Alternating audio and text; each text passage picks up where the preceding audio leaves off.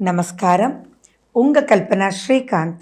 ரிஷப ராசி மற்றும் ரிஷப லக்ன அன்பர்களுக்கு 2024 எப்படி இருந்துச்சுன்னு நான் சொல்ல போகிறேன். 2025 உங்களுக்கு எப்படி இருக்க போகுது அப்படின்றதும் நான் உங்களுக்கு சொல்ல போகிறேன் இந்த பதிவில். நம்ம டிசம்பர் மாதத்துக்கு வந்தாச்சு. இனி பெரிய பெரிய மாற்றங்கள் எப்பயுமே நம்ம எதிர்பார்க்குறது சகஜம்தான்.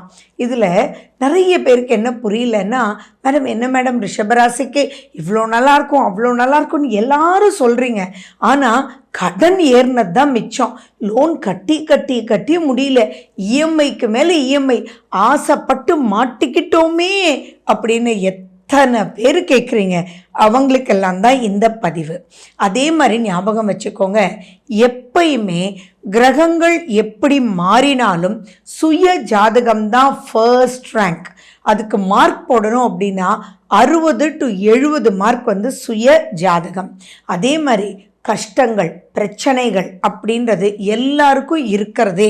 அதுக்குள்ளே என்னதான் இருந்தாலும் வீழ்ந்துடாமல் எழுந்து நின்று வரோம் அப்படின்னா அதுக்கு காரணம் லக்னமும் லக்னாதிபதியும் தான். அவங்க 2 பேரும் ஸ்ட்ராங்காக இருந்தாங்க அப்படின்னா கவலைப்பட வேண்டிய அவசியங்களே இல்லை. ஆனால் அவங்க வீக்காக இருந்தாங்கன்னா கூடாத கிரக அமைப்புகள் கோச்சாரத்தில் வரும்போது ரொம்பவே மாட்டிக்குவாங்க. ஸோ இப்போ நான் எதெல்லாம் சொல்கிறேனோ அதெல்லாம் நிச்சயமாக நிறைய பேருக்கு மோர் தென் 40 to 50% ஆஃப் தி பீப்புள் அதுக்குள்ளே சிக்கிட்டு இருப்பீங்க. ஸோ அதிலெல்லாம் சிக்கிட்டு இருந்தீங்க அப்படின்னா இந்த பதிவு உங்களுக்காகத்தான். ஸோ நீங்கள் லாஸ்ட் வரைக்கும் பார்த்து அதுலேருந்து எப்படி மீளணும். அதே மாதிரி நான் எப்பயுமே சொல்கிற மாதிரி அஸ்ட்ராலஜி அப்படின்றது ஒரு வாக்கிங் ஸ்டிக். இதில் குழி இருக்குது அப்படின்றது அந்த ஸ்டிக்கை வைக்கும்போது தெரியும். அப்போ வழித்தடத்தை மாற்றி போவோம் இல்லையா? ஸோ ஆனால் அது ரொம்ப முக்கியம் இல்லையா? இல்லாட்டி அதுக்குள்ளேயே போய் விழுந்துடுவோம் இல்லையா? விழாமல் வழி நடத்தி கொண்டு வர்றதுக்கு தான் நிறைய வழிகள். நம்மளுடைய சனாதன தர்மம், நம்ம ஹிந்துயிசம் அப்படின்றது ஒரு ரிலிஜன்லாம் கிடையாது. அது வாழ்க்கை, அது வழி, அது பல ரூபத்தில் வழி வகுக்கிறதுக்கு உண்டான ஒரு டூல் தான் இந்த ஜோதிடம். ஸோ நம்ம ரிஷபராசி ரிஷபலக்ன அன்பர்கள் எப்பயுமே குதூகலமானவர்கள். இன்னொன்று சொல்லட்டுமா, சின்ன ஒரு கவலை இருந்தாலே அவங்களால தாங்க முடியாது. சின்னதை பெருசாக அவங்க ஊதி எடுத்துகிட்டு போயிடுவாங்க.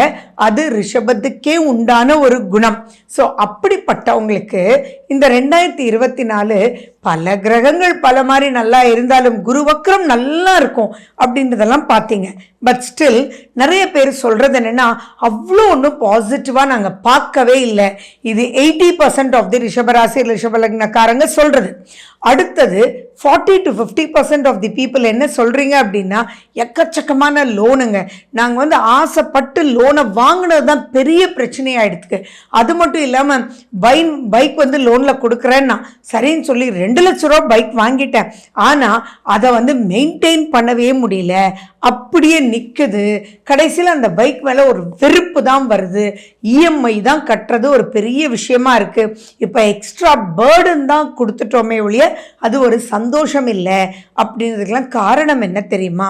சனி பகவான் உங்களுடைய விரயஸ்தானத்தை பார்த்தது தான். அப்போது அவர் சனி பகவான் வந்தாலே அவர் மிகப்பெரிய நல்லவருங்க. நிறைய மெச்சூரிட்டியை கொடுப்பாரு. ஒரு விஷயத்துக்குள்ளே போய் சிக்காமல் நீங்கள் ஜெயிச்சு வரணும்.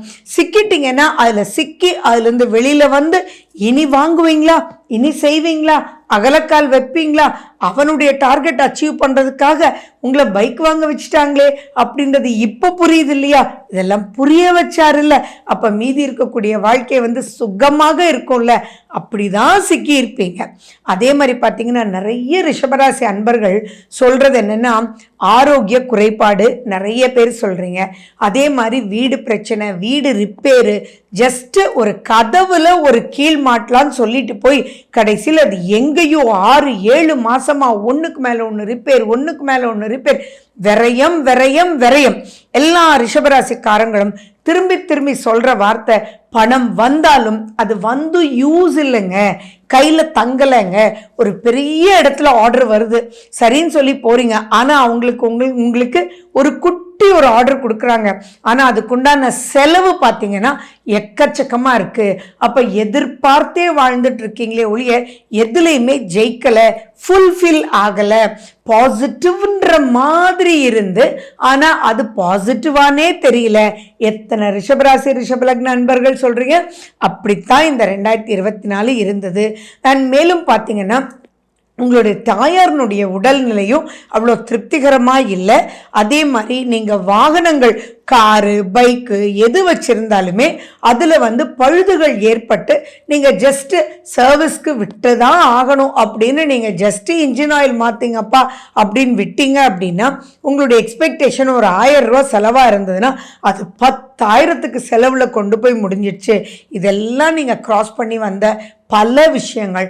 அதே மாதிரி உங்களுடைய 7ஆம் வீட்டை சனி பகவான் அவருடைய 10ஆம் பார்வையாக பார்க்கறதுனால உங்களுக்கும் உங்களுடைய ஃபேமிலி மெம்பர்ஸ்க்கும், உங்களுக்கும் உங்களுடைய ஒய்ஃப்னா கணவர், கணவர்னா wife, that is husband wife ரிலேஷன்ஷிப்லேயுமே ஒரு பெரிய பரஸ்பரம் இல்லை, என்னமோ போல இருக்குது, ஒரு திருப்தி இல்லை, நம்ம பண்ணுறோமா பண்ணலையா, இதுக்கு சும்மாவே இருந்துட்டாலே பரவாயில்ல அப்படின்றதெல்லாம் நிறைய பேர் சொல்லிகிட்டே இருக்கீங்க.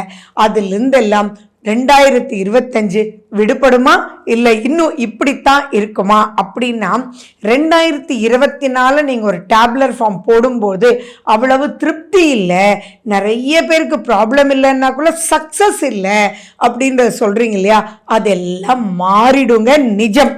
ஏன் எப்படி மாறும் அப்படின்னு கேட்டிங்கன்னா பல விஷயங்கள் நான் உங்களுக்கு சொல்லலாம். அதுவும் மே மாதத்துக்கு அப்புறம் பார்த்தீங்கன்னா சம்திங் எக்ஸ்ட்ராடினரி அப்லிஃப்ட்மெண்ட் நீங்கள் பார்க்கத்தான் போகிறீங்க. அதுக்கு நீங்கள் என்ன பண்ணணும்? ஃபஸ்ட் உங்கள் ஜாதகத்தில் இருக்கக்கூடிய திசா புத்தியை பாருங்க. அந்த திசா புத்தி சூப்பராக இருந்தது அப்படின்னா 60க்கு நீங்கள் ஒரு 40 மார்க் போட்டுக்கோங்க. இங்கே நம்ம 60னா மிச்சம் 40 இருக்கா, அந்த 40க்கு 35 மார்க் போட்டுக்கோங்களேன். அப்போது உங்களுக்கு எவ்வளோ மார்க் ஆகிடுது? டிஸ்டிங்ஷனில் பாஸ் ஆகிட்டீங்க இல்லையா? அப்படித்தான் இந்த 2025 இருக்கும்.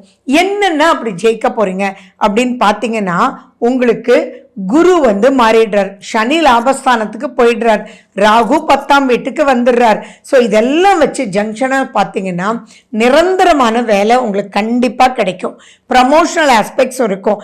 அதே மாதிரி திருப்திகரமான ஜாலியான நிறைய ரிஷபராசி ரிஷபலக்ன அன்பர்கள் சொல்கிறது, மேடம் ப்ரமோஷன் வந்துச்சு ஆனால் ஏன் தான் வந்துச்சுன்னு இருக்கு, போதுண்டாப்பான் இருக்கு, அவன் கொடுக்குற ப்ராஜெக்ட் எல்லாம் செய்யவே முடியாது, பணம்ன்றதை கொஞ்சமாக இன்க்ரீஸ் பண்ணிவிட்டு ப்ரமோஷன் ஒரு பேரையும் கொடுத்துட்டு செய்ய முடியாததெல்லாம் கையில் கொடுத்து டீப்ரமோட் பண்ணுறதுக்கு என்ன வேலையோ அதே பண்ணிட்டு இருக்காங்க அப்படின்னு சொல்லக்கூடிய ரிஷபராசி அன்பர்களா, உங்களுக்கெல்லாம் பார்த்தீங்கன்னா இப்போ ஒரு பொன்னான காலமாக இருக்கும். அதாவது உங்களை டார்ச்சர் பண்ண மேல் அதிகாரிங்க அல்லது உங்களுடைய ஹெச்ஆர் யாரை வேணாலும் வச்சுக்கோங்களேன், பாஸ் என்ன பேர் வேணாலும் சொல்லிங்களேன், அவங்க மாறிடுவாங்க. உங்களுக்கு கம்ஃபர்டபுள் ஜோனில் நீங்கள் ஒர்க் பண்ண போகிறீங்க. அதே மாதிரி உங்களுக்கு ஒரு பயம் இருந்துகிட்டே இருக்கும்.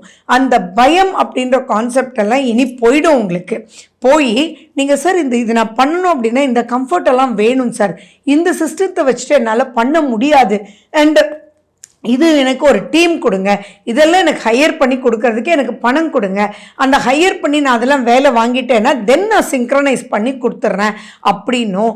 அதே மாதிரி உங்களுக்கு யாராக இருந்தாலும் இன்றைக்கி சோஷியல் மீடியா இல்லாமல் இல்லை, க்ரியேட்டிவிட்டி ஃபீல்டு இல்லாமல் இல்லை.